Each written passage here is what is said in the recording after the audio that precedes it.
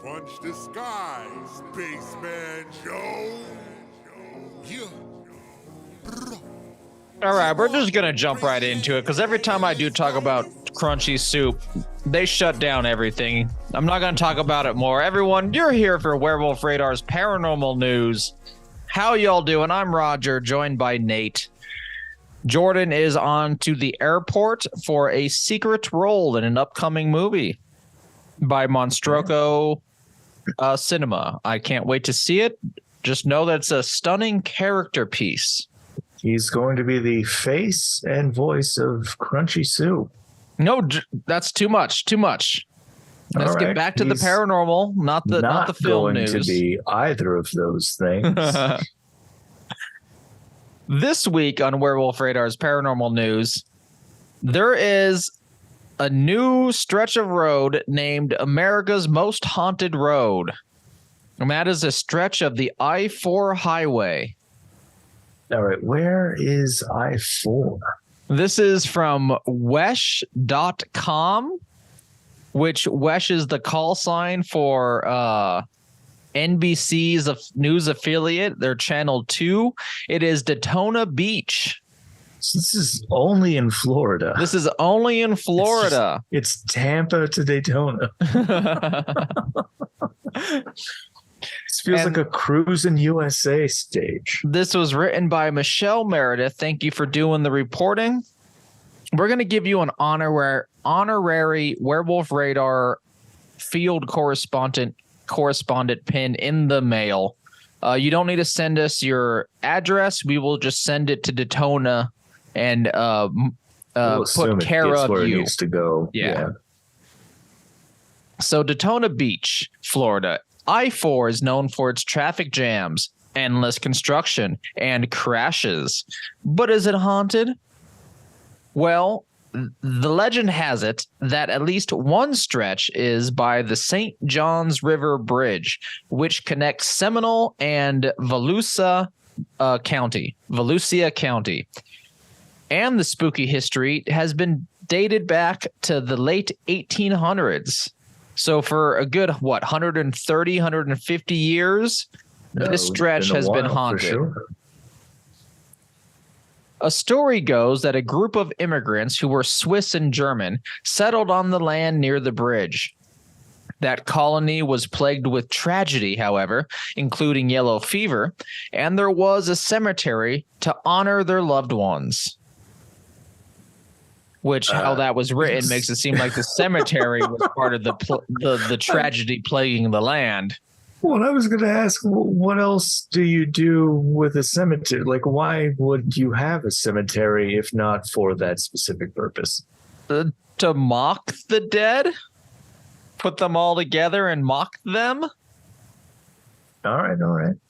So this cemetery, however, presumably got mowed over when I-4 was built decades ago. Oh, you never want to build a road over a cemetery. And just like in Poltergeist, they never moved the bodies. It was cheaper. Ever since then, there has been something there that people say is causing accidents. Some people say it's bad luck. Others say there's literally something there doing it, like jumping out on the road, spooking people, causing accidents, ghost style. And tire spikes thrown out there by teenagers. Right down the road in Casadaga. Sure. The spiritualist community, Casadaga is the spiritualist community. They hear firsthand accounts all the time. Tina Green owns the Haunted History Museum there and says that stretch of I-4 even has a name, the I-4 Dead Zone. The Florida Highway Patrol says in the last 10 years, there have been 26 deadly crashes in the area. And people are constantly reporting seeing ghosts. Is that a lot of crashes? I don't know what a normal amount. I think for that community, like that specific area right there, I think is just weird to see that so many there, because there's a lot of crash. Let's see how many car crashes deaths there are. Car crash deaths. Florida. Let's be more specific. It's got to be a pretty good amount.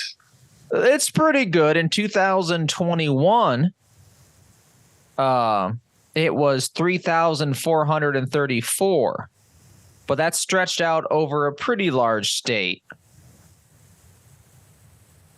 Right. That includes everybody trying to drive drunk home from whatever shitty party they were at in Miami. I think it is just unusual to see so many crashes from this area. But as you say, this is the Daytona to Tampa highway. This is party zone to party zone. I'm sure a lot of people doing this drunk.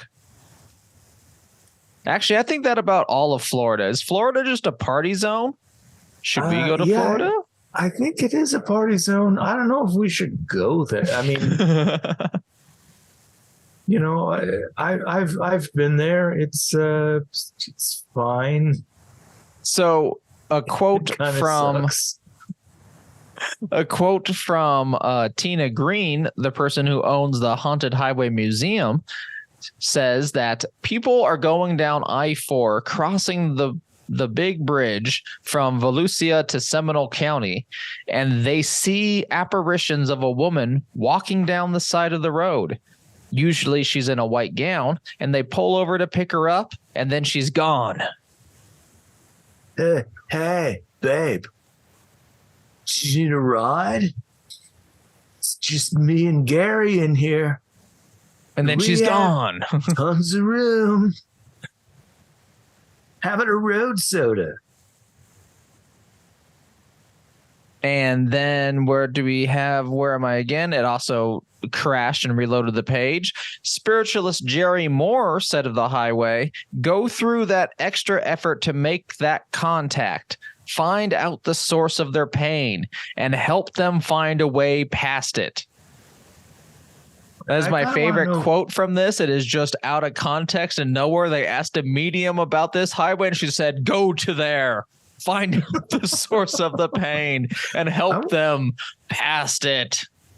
I want to know more about this spiritualist community that's out there. Let's go wrap up this like news episode by doing some thing? It's got to be a cult thing.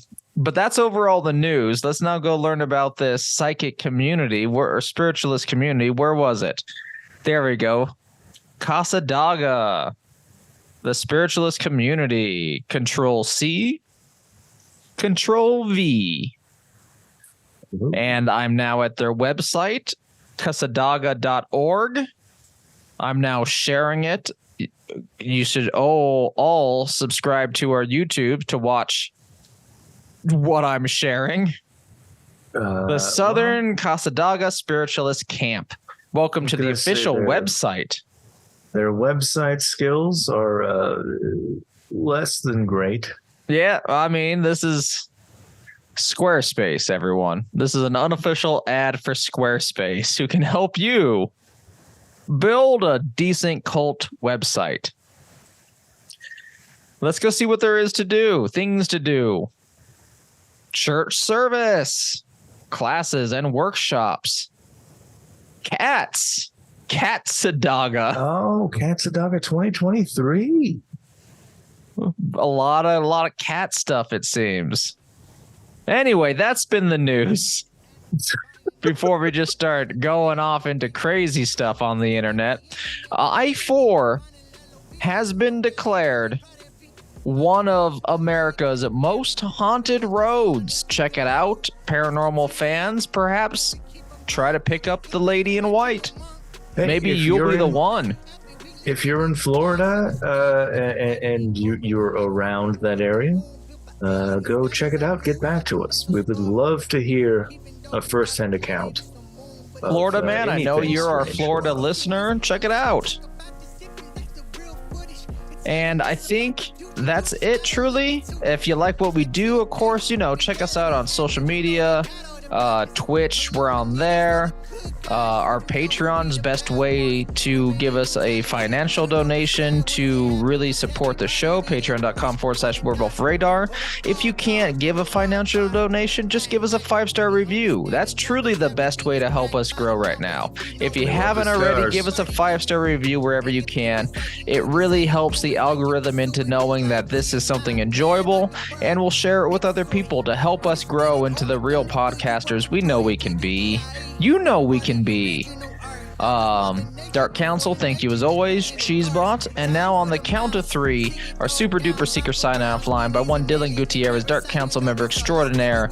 1, 2, 3. Suspect the void, space persons, whomever.